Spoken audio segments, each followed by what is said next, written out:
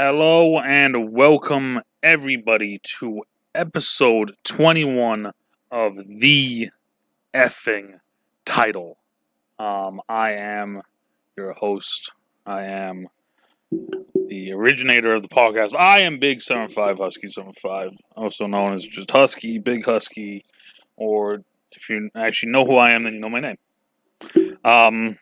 Hope everybody's having a great day today. Today's podcast is a little bit different. I had the last second changes. Hope everything's okay with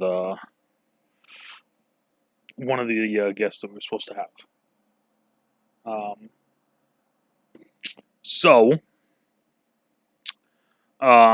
First things first. This is me tonight by myself. That's all. We're going to be talking about the two topics that are on the screen. It is my story playing football and why'd I get into comics. Wow, Cam Newton to the Patriots. Oh, damn. Okay. Pretty decent way to go into the whole,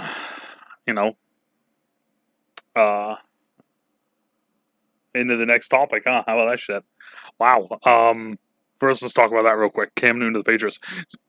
Interesting that it's this late, that it took this long for them to sign him. I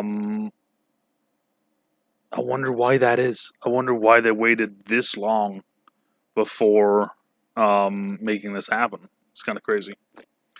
It's no matter what, that's a huge step up from Jarrett Stidham. Stidham isn't ready to be a starter yet. I like Stidham. I liked him in college. He's just not ready to be a starter yet. But that's Cam Newton. That's Jarrett Stidham. That isn't Big Husky.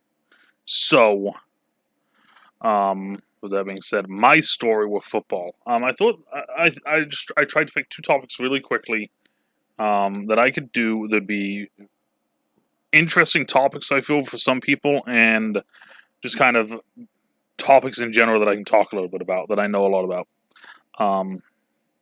So for me, I was raised in England. And then I moved here when I was 13. I didn't know what football was. No fucking clue what the sport was. One of the days when I went from 8th grade to 9th grade for like a visit or a trip or something like that, one of the coaches at the high school was like, "Hey," they were like, "Hey, we want you to play football," and I'm like, "Okay," and I just signed my name up because everyone else in the class was like, "Yeah, you gotta play, Husky, you gotta play." So I was like, "All right, yeah, I'll play." No idea what football was at this time. My dad wanted me to play football, but he never pushed it on me at this point. So he was very surprised that I just chose to do it. It was the first time I ever chose to do a sport, anything like that. So it was kind of, it was a very interesting thing. And so to learn the game of football, we started watching football together. Me and my dad did, but two, I had a GameCube. I had a little GameCube. No, was it GameCube or was it PlayStation? It was one of the two. It was either GameCube or PlayStation. I want to say it was a PlayStation at this point. Anyways, my father bought me Madden. And he's like, "Here, this is supposed to be like the football video game. It's an easy way for you to learn how to play the game." And this will be a fun one for my buddy Zach. When I first started playing the game, I started playing as the Green Bay Packers, and I loved Amon Green. Little did I know, later on, if I remember correctly, and I'm going to check this real quick let's make sure I'm not wrong here. Yep. Little did I know later on in my life, once I actually start figuring out what football is and everything, he's a Nebraska, kid.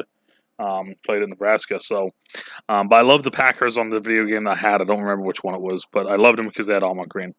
Then I found out about Atlanta and Keith Brooking. It was the linebacker Keith Brooking. It wasn't Michael Vick. It was the linebacker Keith Brooking. Loved Keith Brooking to death. So then I became an Atlanta Falcons fan for a little bit. And then I finally was like, nope, I'm a Ravens fan after seeing Jamal Lewis break the rushing record in a game against the Cleveland Browns. All they were doing was talking about Jonathan Ogden. And at that point, That's when everything clicked. Was watching this giant monster of a man, Jonathan Ogden, just mowing people over, moving people around. And I'm sitting there like, this dude is doing this for a living? I was like, God damn. Because remember, when I grew up in England, there wasn't a lot of professional athletes in England that are 6'4", 300 odd pounds. Like I was when I was in high school, well, in college, not in high school, but in college, you know. So I was like, damn, man, like this is something I can actually like do for a living. Like, goddamn, all right. So I played my freshman year of high school. I absolutely fucking hated it. I hated every second of playing my freshman year. I wanted to quit 2 or 3 times. I have to send a huge shout out to one of my high school teammates, one of my friends, Tony. I won't say last name, but Tony, thank you. Tony actually was like, "Nah, dude, we need to stick together. If we all stick together, we'll be fucking winning a championship our senior year." So I was like, "All right, Tony, I believe you. Like, you're my dude. I got you." I was gonna see. I think it's over there. I have a picture of my grandparents, my English grandparents, with me. Both of which have passed now, unfortunately. But I have a picture of them with me when I was a freshman. I wish they could have seen it when I was playing in college, or even my senior year of high school when I was actually playing well. But yeah, so my freshman year, I didn't really do well. I wasn't really enjoying it. My sophomore year rolls around in high school, and that's when things kind of start clicking. I went from the freshman coaches to the varsity JV coaches, and at this point, these guys are like full on. Like, this dude's 6'4", he's 270 pounds. He's just, he does whatever you want him to do. One of the seniors got hurt, and they were like, "Husky, can you do this?" They're like, "Can you block this guy on this play?" I'm like, "Yeah, I can do that."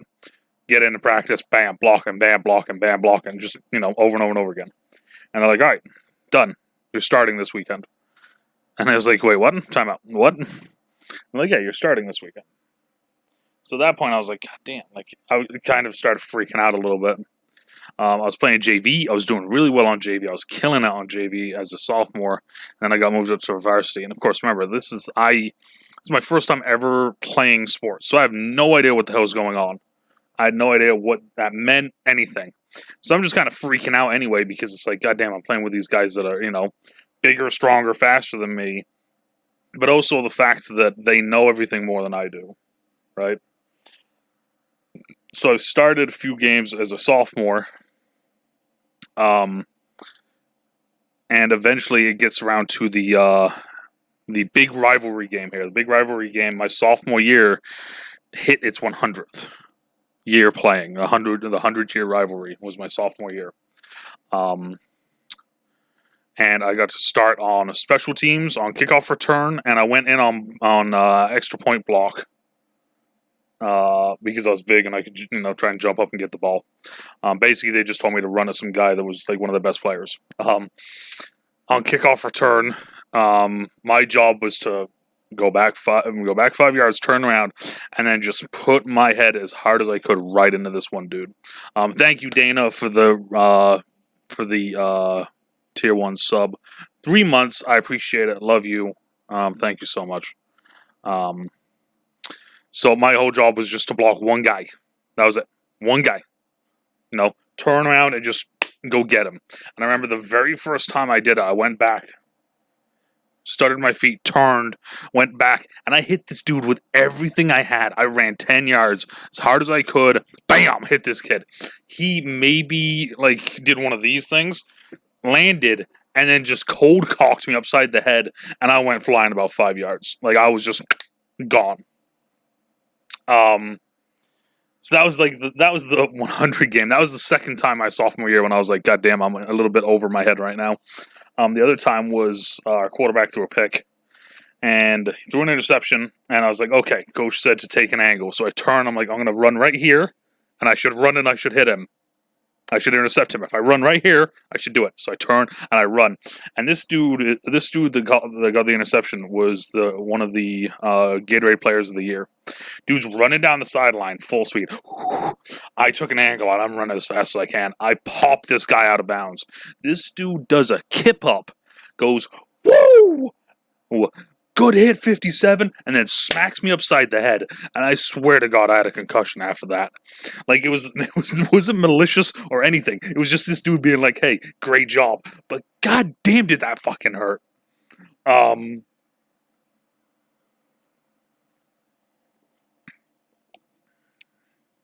So that brings me to my junior year. Junior year now, at this point now, I understand the game. I understand the offense. I understand what we're doing. I put together a good year. I start on everything. The rivalry game, I get benched in favor of a senior because it's his last game. So I come in later in the game and we start moving the ball and we start actually doing well in that game. Up until that point, we weren't doing anything. I finally get in and kind of get after it a little bit. So then we go to my senior year. Senior year now, I'm like, okay, like, this is it. Like, I'm ready to fucking go. I've been putting in the time. I've been putting in the effort. I've been lifting. I've been running. I've been doing all this other shit. I'm ready to fucking go now. So I finally get to the season, and it's like, all right, I'm playing left tackle. I'm playing defensive end. I've gone to like 3 or 4 different camps. I got a few different colleges looking at me now. Like, it's time to put on a fucking season. And we did. We had a very good season. I want to say we went 4-4 or 5-4-5 or something like that. We just barely missed playoffs. We won our rivalry game down at their field. We won it in the rain. I still remember to this, like, lead left, lead right, lead left, touchdown. They get the ball, interception, we get the ball, we score. Like, it was we came out of the fucking gate ready for them, and it was fucking beautiful. By that point now, it's like, okay, senior done. Finished my senior year of high school. Now it's time to decide where I'm going to go play college football. So I had two big offers that I was going to go to was Norwich University or St. Lawrence University. I went and visited both of them, and I had incredible visits with both of them. I won't get into what happened on said visits because I could get them into trouble. Probably get me into trouble too. What I will say is one of the friends later in life that I met at the school that I went to, he was at one of the parties that I went to, like the same night that I was there. So that was kind of funny. Finding that story out 5 years later, after it happened, or 4 years later, or whatever it was. So I train that off season. I'm trying to get ready for college, and I get to college, and I realize that fuck me, this is such a big jump from where I was to here. That this is not good. I'm not as strong as everybody else. Technically, I was okay with I was around the same technique wise with everybody, which made me feel really good. Understanding football, nowhere fucking close. So I really had to kind of grind and bust my ass on that. But and it took some time, it took some effort, but I did it. So freshman year happens, midway through my freshman year, my freshman season, my grandfather in England, my English grandfather passes away. So for like a full week, I just left. So I was a freshman player in college. I mean, a freshman player in college most of the time, unless you're a freak. Like one of my buddies, Don. It's your birthday today. Happy birthday.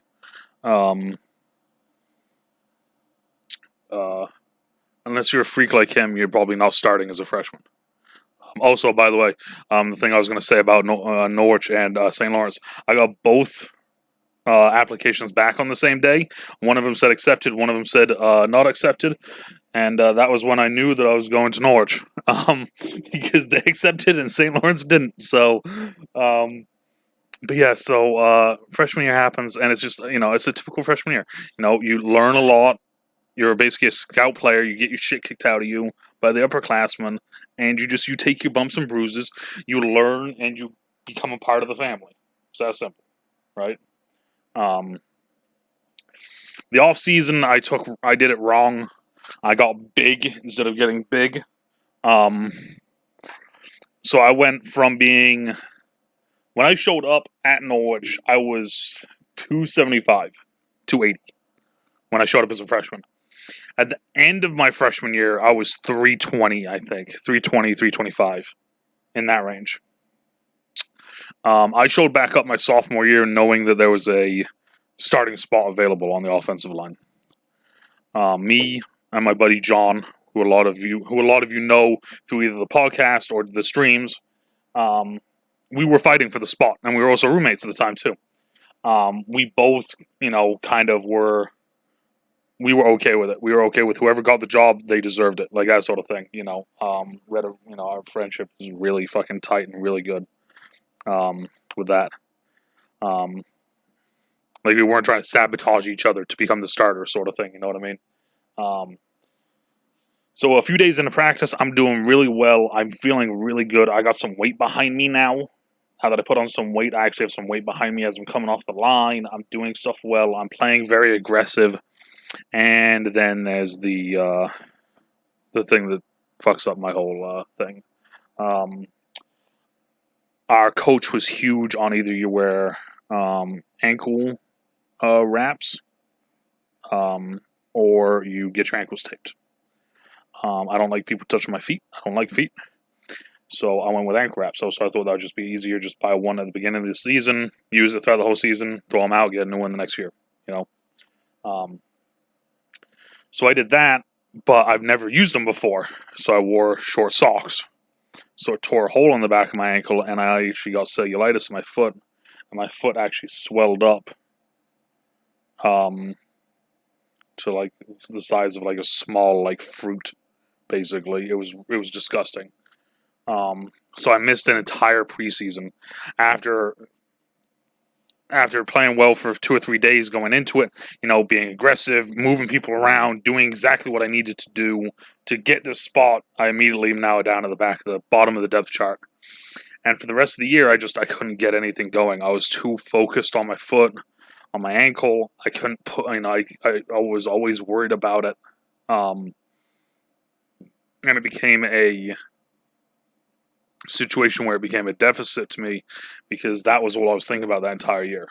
Is my ankle. Is my ankle going to be okay? Is my ankle going to be okay? Is my ankle going to be okay? I can't fuck up my ankle. That sort of thing. So going into my sophomore off season, the offense coordinator at one point, just straight up blatantly in front of like everybody, just, Colin, you're probably not coming back next year unless you get your shit together, sort of thing. Kind of trying to light a fire under me. So I busted my ass that off season. Came back my junior year.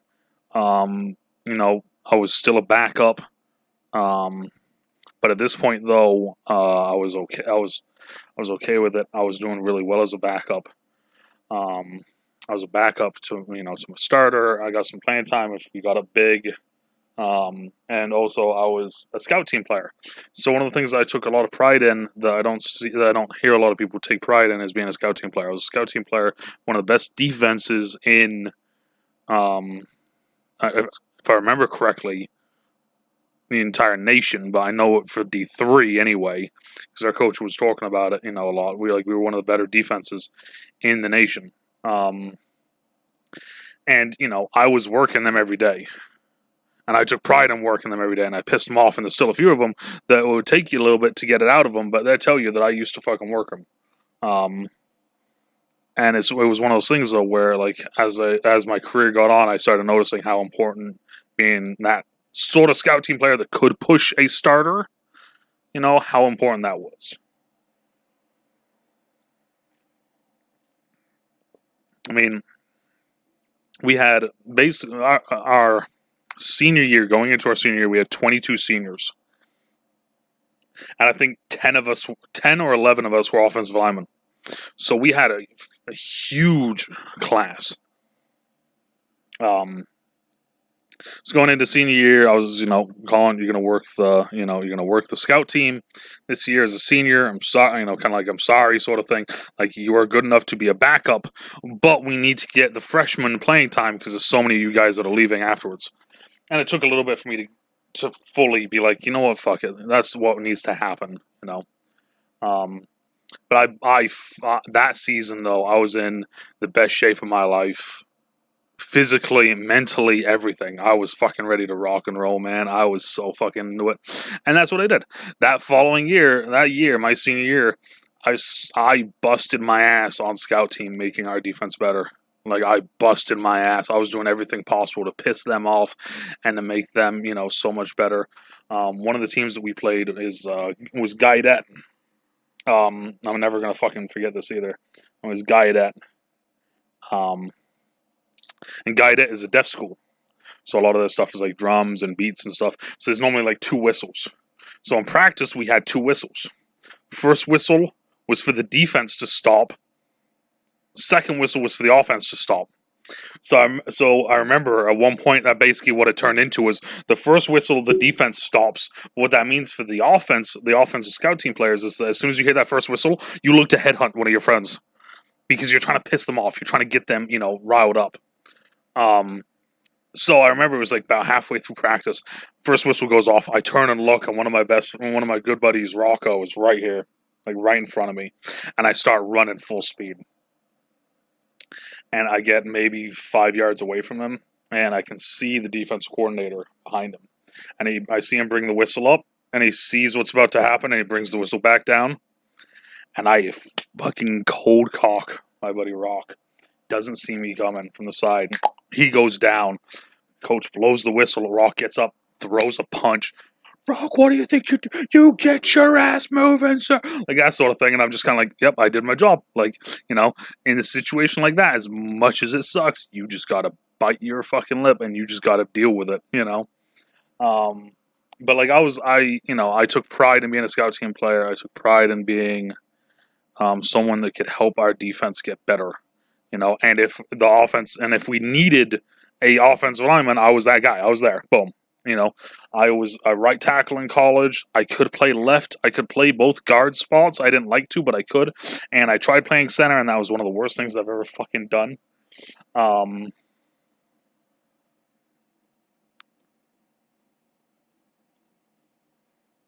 So yeah, then that was my main playing years, was right there. So I only had 8 years ever playing. I never played Pee Wee. I didn't even know what it was, when I was a kid.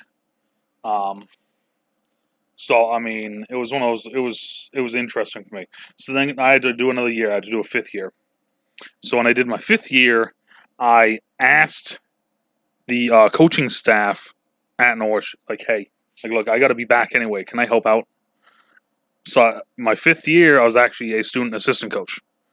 So that was kind of cool. Me and one of my buddies, Gigi, we were both student coaches, and we were both 2 of the first players to win a championship ring for our division as a player and then as a student coach.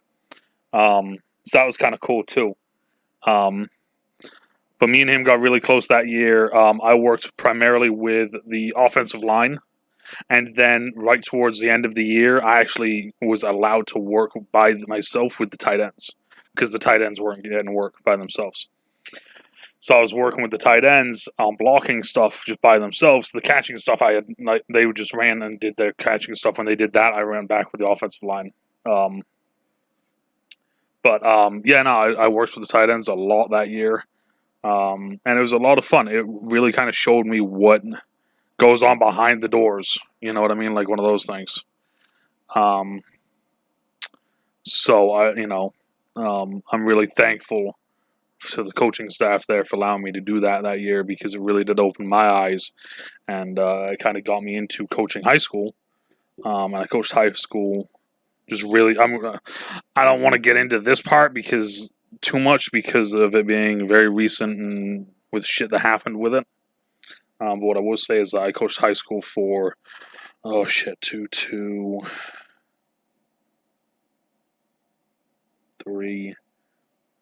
I coached for 7 years, high school for 7 years. I was a O-line, quarterback, running back, O-line, tight end, defensive line, linebacker, special teams coach, defensive coordinator, offensive coordinator, strength and conditioning coach, Basically, the only positions I really didn't coach was wide receiver, defensive backs, and I was a head coach. Other than that, I've done it. Had some good years, had some really good years, had some really bad years, had some really bad years with good moments, had some good years with really bad moments. It was a big learning experience. But in the end of it, it turned into one of those things where, for me personally, my my mental state was real bad at the end of my coaching career at high school. It was really bad. And that was 2 years ago now. 2 years ago or a year ago? 2 years ago. I think it was 2 years ago now. When I ended my last season.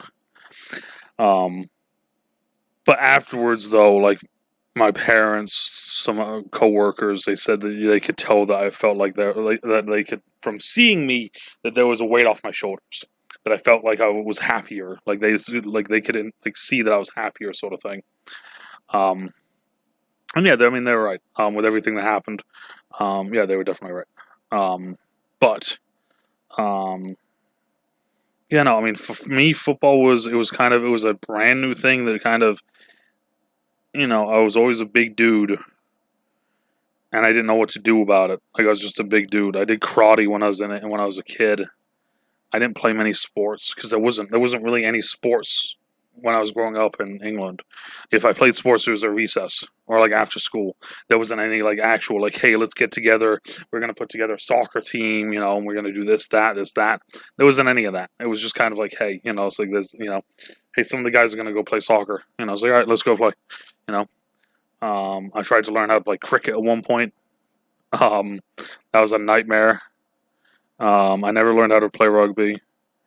So football was kind of the first outlet for me. That hey, I'm a big guy. We need big guys. You're needed here. Sort of thing was kind of a cool thing for me. And I've talked about this one before. There's only one thing I regret. There's only one thing. Well, I mean, of course, it's not only one thing. The main thing that I regret is not taking it more serious in high school and my early years of college. Those are the two huge things that I regret not doing. I 100% do not regret playing the game. I fucking love every second that I played the game. The friendships that I made, the things that I did, the person that made me to this day, I would never change that for anything in the world. The fact that at points my chest hurts because I have an impacted rib, the fact that it's sometimes hard, like I have to actually like go like this and like warm up my hands because sometimes they just don't work. The fact that my knee gives out sometimes because it's so fucked up from getting cut all the time or from taking helmets to it and shit. Doesn't matter. I would fucking do it all over again. All over again. I'm 100% okay with everything that I did playing the game of football. The thing I'm not okay with is the fact of how sloppily I did play the game of football. I wish I was a better student. I wish I was a better player. And if I could go back, those are the two major things that I would have done. I would have studied more film. I would have paid more attention to the coaches. I would have tried hanging out with them more so I could learn more. And I would have been in the weight room more, just busting my ass, trying to get stronger, doing whatever it takes to get on the fucking field and to make our team better. That's it. Those are my big things that I personally kind of regret about playing.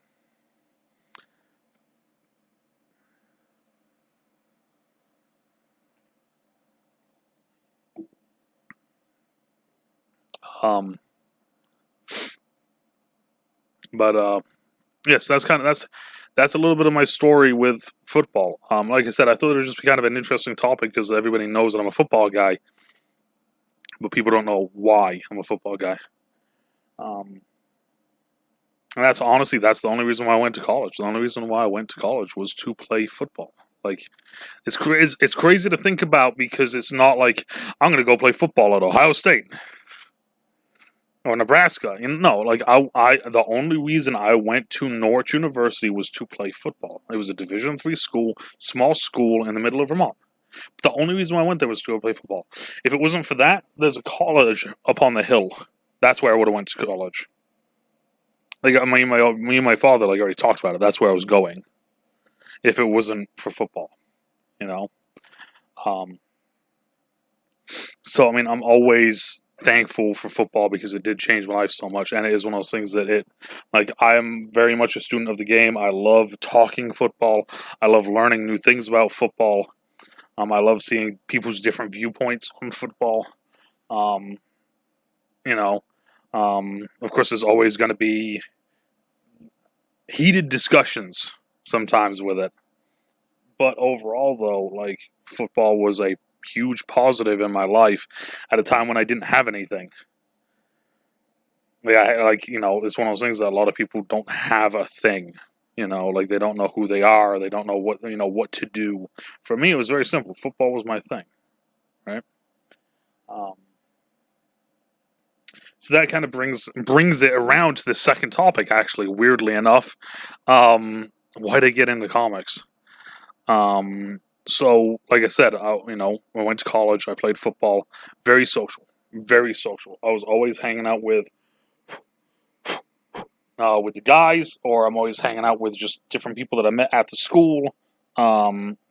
Huge social thing, just every day being around these guys, going out to parties on the weekends, some weekdays, but just, I was a very social guy in college. And then when I left college, I came back home, and I became very much a loner, the best way to put it. Without all the negative connotations of it. I didn't really, a lot of my friends that I had in high school weren't my college friends.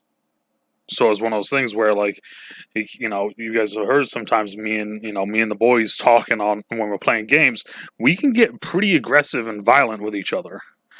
But at the end of the day, like, we're still boys. And it doesn't matter what was said because we will love each other and we're always going to be there for each other. With the guys in high school, I didn't have that. So sometimes shit like that would come up, and instead of it being just kind of like a ha ha he he thing, it would actually turn into an actual thing where, like, we didn't talk. So, like, I lost a few friends because of stuff like that. One of my really close friends I went to college. He was going to go to college. He didn't get accepted to college, and then a bunch of weird shit happened in his life. And unfortunately, he took his life. God, I don't know how long ago that was now. But that was my boy Scotty. He was one of my first friends when I moved here.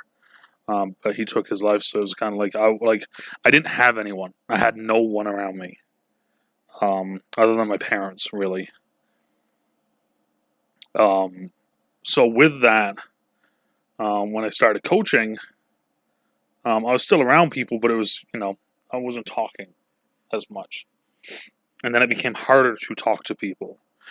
And I started realizing that stories that I get, like if I called up my buddy John, for instance, and I went to tell him a story, take 3 minutes, boom, done.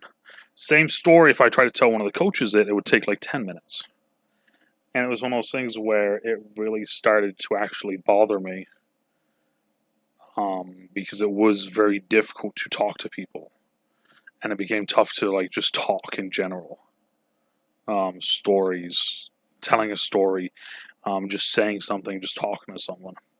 And I kind of started freaking out with it. And then I was talking to one of my friends, Jeff, and I was talking to him about it, and he kind of fully explained everything that I was going through. And I kind of didn't understand it, like how he knew. And it was because he kind of went through the same thing, and he actually looked it up. And apparently, but it happens quite a bit, apparently, where if you go from being a very social person to a shut-in, basically, your certain aspects of your brain that are always working throughout the day are no longer working now. Oh, geez. So that's why it was difficult for me to talk to people and to, like, get a straight story out, or a sentence, or not stumble over my words, or explain this in vivid detail in 17 pages. I would rather just see a picture of this myself. Sometimes that will actually get to me if I'm reading like a normal book. It will actually get to me, and I kind of lose focus once they start going into vivid detail into stuff. So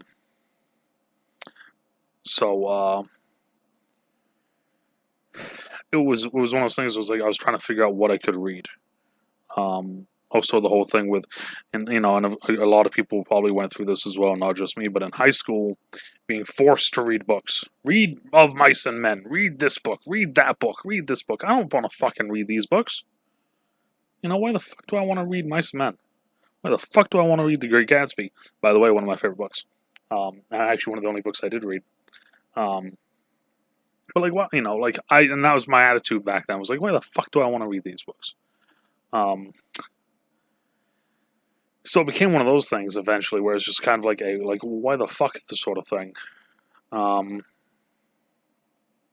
So eventually I was like looking around, and of course I was thinking about certain things, and I was, this is when Marvel was doing a lot of their big stuff. This is right around the end of the Christopher Nolan movies, Man of Steel, Green Lantern, that sort of stuff, right in that area. And I was like, you know what? I'm going to buy a comic book. I was like, I'm going to buy a fucking comic book. I was like, I'm going to spend some money. I'm going to buy a comic book. I was like, a comic book will have the visual aspect of it. It should have the reading aspect of it. And I was like, and it's kind of cool stories. I was like, if it's anything like the movies, it's going to be cool stories, right? So the very first book I ever bought was the New 52 Aquaman The Trench. That was the very first book I ever bought. For $40, hardcover. I thought I was a fucking madman at that point for buying that in hardcover. The reason why I went with Aquaman as well first, as my first superhero to buy, was because as much as people always make fun of Aquaman, right? They always will, oh, he just talks to fish. He can't do anything if he's not in water, and like all those stupid things. My thing was like, okay, 2/3 of the earth is water. That means that he controls 2/3 of the earth. He is the king of the seas. He has a trident that can literally kill Superman. I was like, this dude's fucking awesome. And I was like, and the other thing as well, I was like, dude's from Maine. Like, that's like a few hours away from me. I was like, it's fucking dope. Like, let's go. So I bought the first one. I read it. And when I was in high school, I used to do art. Big art guy. I used to love drawing and doing all that. I wish I still could. I get two in my head when I do it now. But I remember...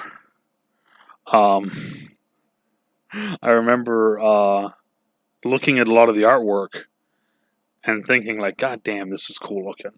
One of the things, if I see if I can get rid of all the messages that I have on my phone, like, this is, like, I want to see if I can actually, that's, if I can get it to show up, that's my background on my phone. That's from actually from the New 52. That's my background on my phone. I love the artwork of it. And it was just kind of, there was something about the character. He kind of felt like a loner at points. He felt, like he was always mistaken. People always just kind of made fun of him. And there was a lot of that aspects that I kind of felt connected with. So I was like, okay, let's try this. So I bought the book and I read it. I remember reading it and I was like, God damn, that was fucking cool. There was words in it that I had to look up. One of the funniest ones that I've told a bunch of my friends before is that they had son of a written, but it wasn't spaced out, so it was just son of a and then a B. And I'm sitting there and I spent 20 minutes. I spent fucking 20 minutes. The fuck is son of a like looking it up, trying to figure out what it is. I had no clue what that word meant. I was so lost. It was the funniest fucking thing to me because it took me 20 minutes to figure out that they were saying son of a bitch, but because of it being a book, they didn't want to write bitch, so they just wrote son of a butt with the B, with the B, and that's it. So I was like, God damn. I was like, that's fucking smart, like that sort of thing. I was like, that's smart. That's a smart way of doing it. I like that. So eventually, I got done reading the book. Boom. I was like, that cool. I was like, okay. I was like I said, this is when, like, when that book first came out, I was like, I was still on the fence with Marvel. Let's buy a DC. Let's buy a Marvel book. I was like, I like the Hulk. Let's buy the Hulk book. So I bought a Hulk book. I got about 4 pages in, and I threw that fucker away. The artwork was bad. The story was like mid-story, even though it was volume 1.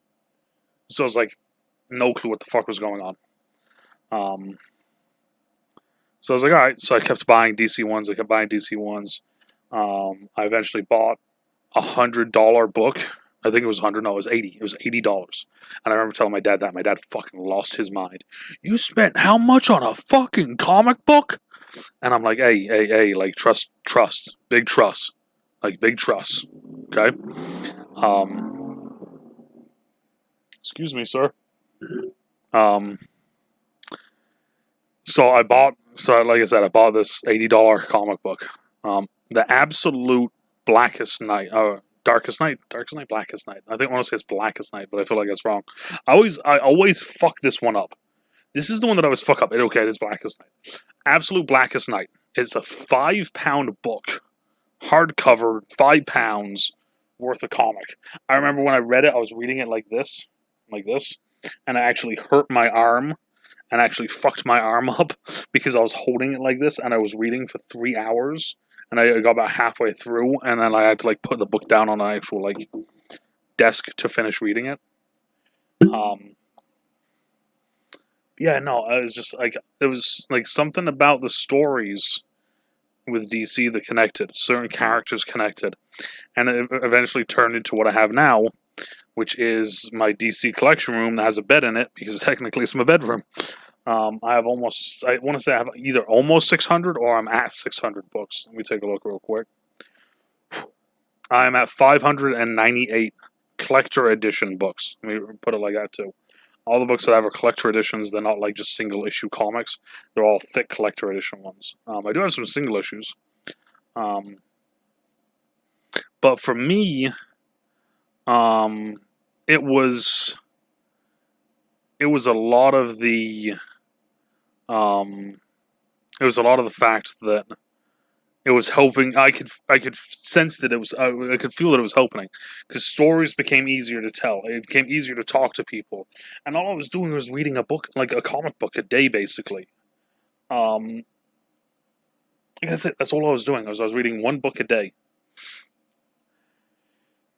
And it was, it was really cool. So, like, I was like, all right. So, like, I started getting more into it. And then that's when I started, like, kind of getting more into DC. Because the stories on DC side, I just felt were so much better storytelling-wise. One of my favorite ones is Batman Noel. Batman Noel is A Christmas Carol, right? I think Christmas Carol is the one with Scrooge. It's that, but with Batman. Like, it's basically the exact same story, but with Batman. It's a really great read. It's one of the books that I actually read every year when it comes to Christmas time. Under the Red Hood is such a great book. It has the Joker being pure evil, Batman being pure good, and then it has Red Hood showing what happens when you can how easily it is to cross that line of good and bad. So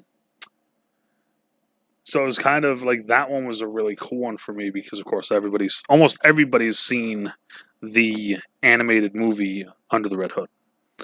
The book is so much better. And as the years have gone on now, I've read so much more.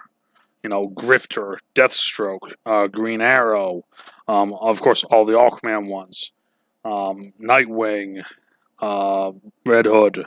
I'm trying to just think of some of the big ones that I actually really enjoyed reading. Earth 2. I loved the Earth 2 series from the New 52. For me, like, I got into comics for two aspects. One, it was helping. It was something that was helping me in a time when I felt like I don't have a great. This might be a shock for some of you. For some of you guys will already know this. I don't have a great opinion of how I am myself, my person. how I look, who I am, how I act, the things I say, the way I think. The way that I see myself is completely different than what people see and think.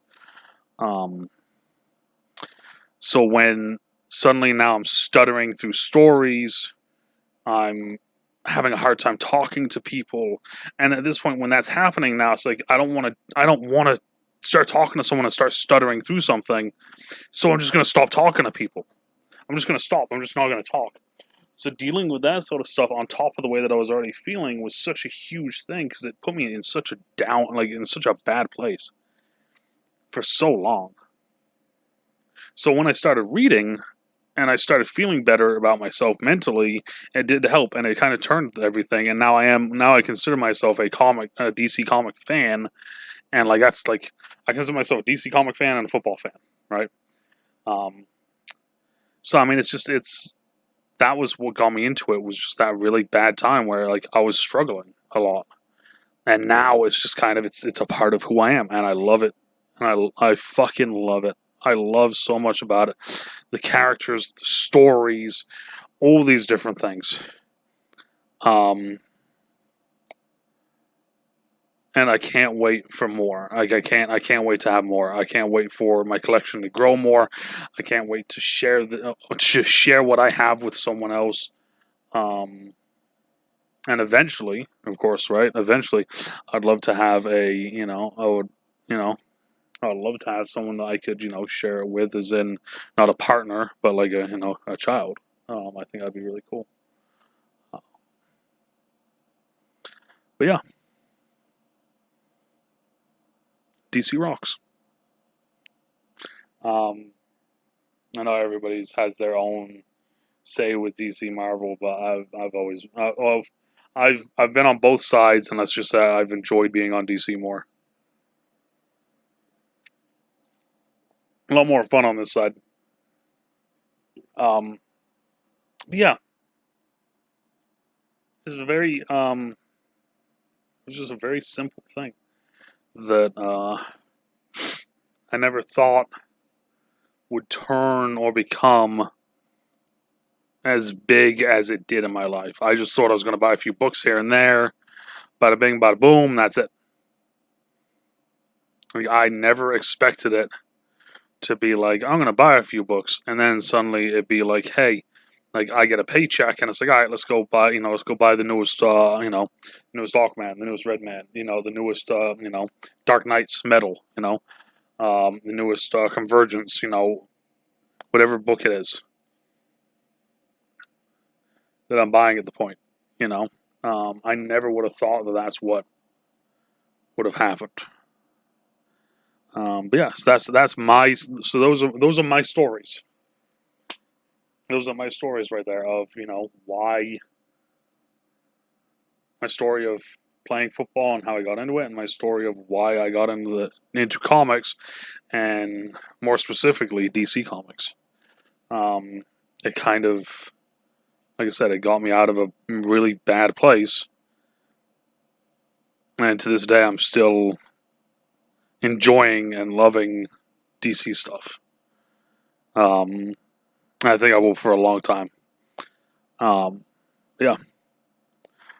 So thank you all for stopping by. I appreciate it. I hope you guys have enjoyed a little bit of the behind the curtains of me, and who I am. I've always said with you guys, I'm always going to be open. I'm always going to tell you guys exactly what I'm thinking. So I mean, yeah, it's just you guys getting to know me a little bit more. But thank you all for stopping by. I really appreciate it. I hope you all have had a great weekend. Hope everybody's staying safe. Next weekend is 4th of July, right? So this is going to be a real fun one. We will be here all week. We've got a ton of fun stuff coming up this week. So I'll see you all there. But depending on where you are when you hear this, good morning, good afternoon, good evening, and good night. Stay out of trouble. Stay safe. And we will talk to you all later. Bye.